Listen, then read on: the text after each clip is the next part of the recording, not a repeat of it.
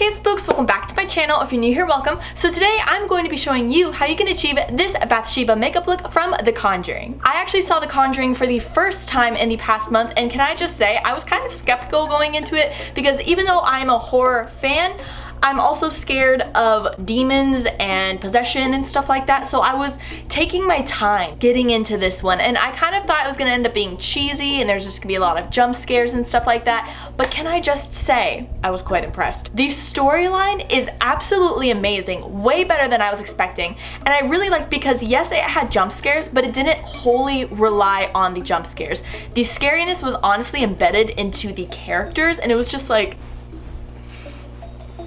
So once I saw it, I was like, ooh, yes, that's scary. I don't like that. Let's just put that on my face. So anyways, if you guys are interested in seeing how you can achieve this Bathsheba makeup look, then just keep watching.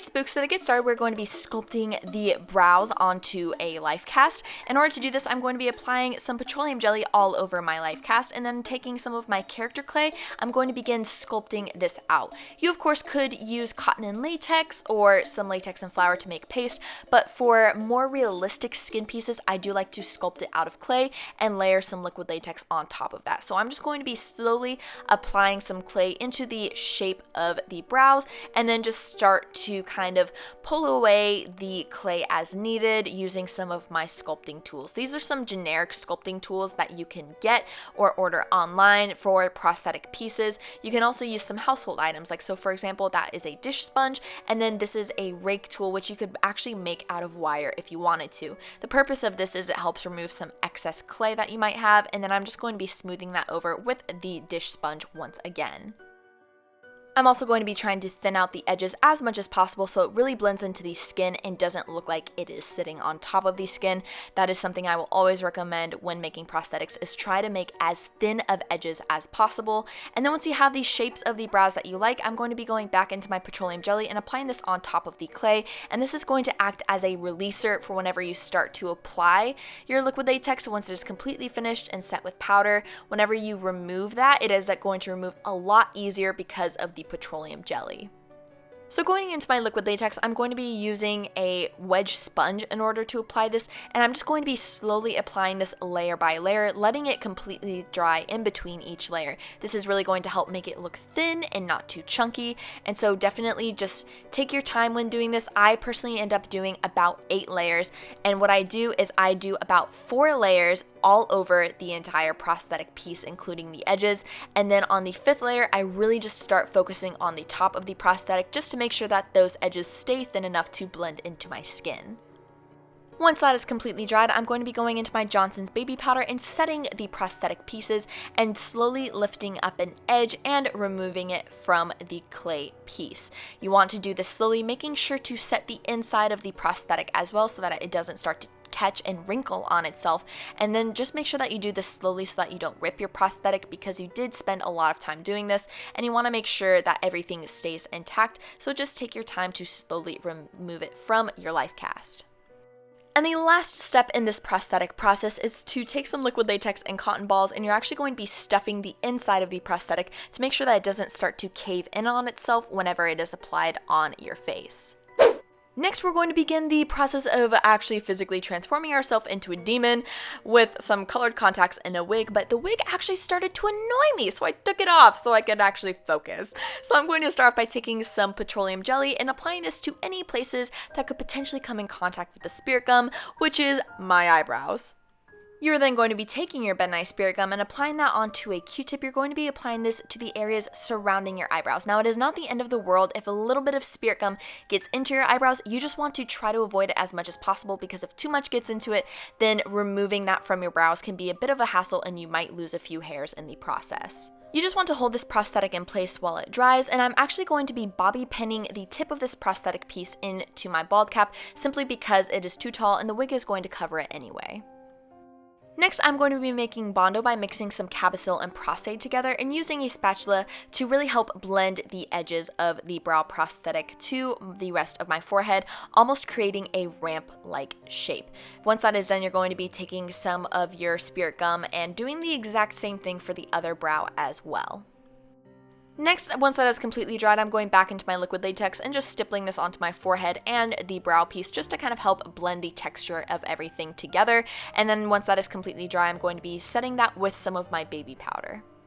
I'm going to be taking my Too Faced Born This Way foundation in warm nude and a large buffing brush. I'm going to be applying this all over my face, including the prosthetic brow pieces.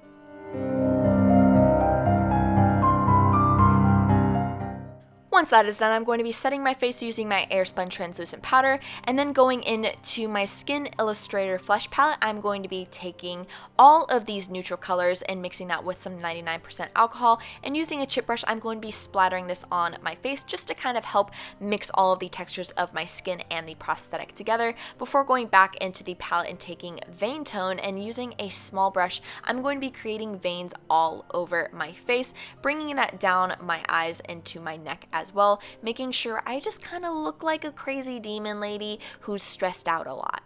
I'm even going to be going into my FX palette, taking Lividity, which is this purple color, and doing the exact same thing with the veins just to kind of help add a more stressed dimension on our face.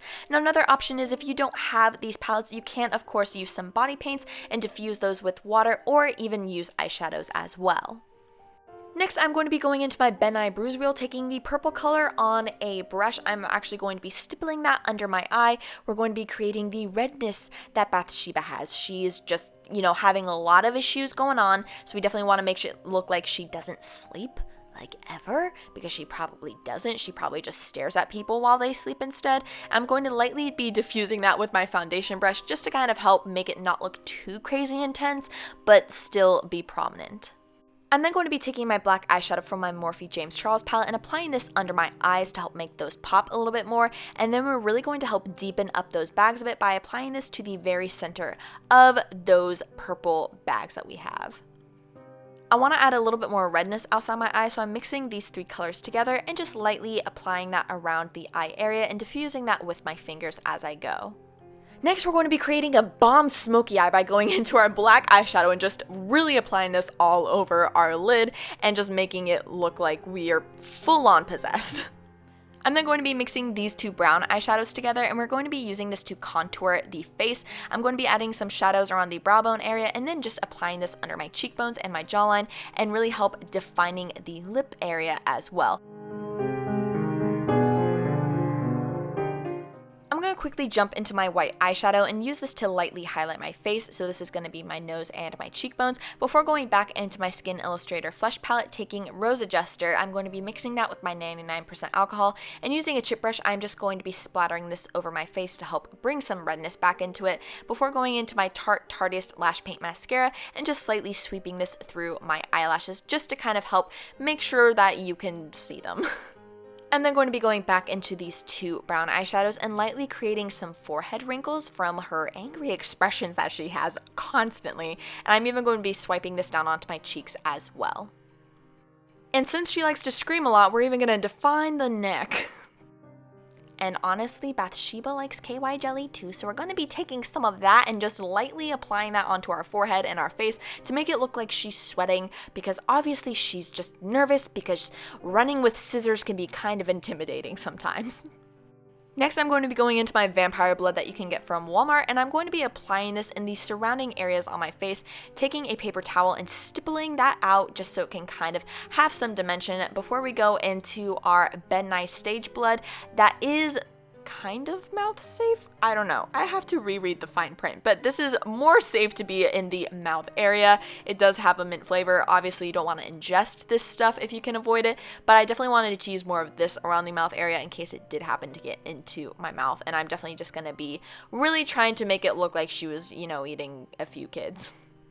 And last but not least, we're taking our tooth lacquer palette to make our teeth look absolutely repulsive. I'm taking coffee stain and nicotine, using 99% alcohol to activate that. You want to make sure your teeth are completely dry before you begin painting this on your teeth. Now, the trick is you want to make sure the alcohol has completely evaporated before you even try to swallow. Otherwise, it's going to be absolutely disgusting. It's one of the worst things ever. So just make sure that it is completely dry before you try and swallow or eat or drink or do anything. And that is the completed Bathsheba makeup look from The Conjuring. Thank you guys so much for watching. I really hope you enjoyed it. Leave a comment down below what video you'd like to see next. Don't forget to give this video a big thumbs up if you enjoyed it, and subscribe to my channel if you'd like to see more of my Halloween videos. And with all that being said, I will see you guys in the next one. Bye!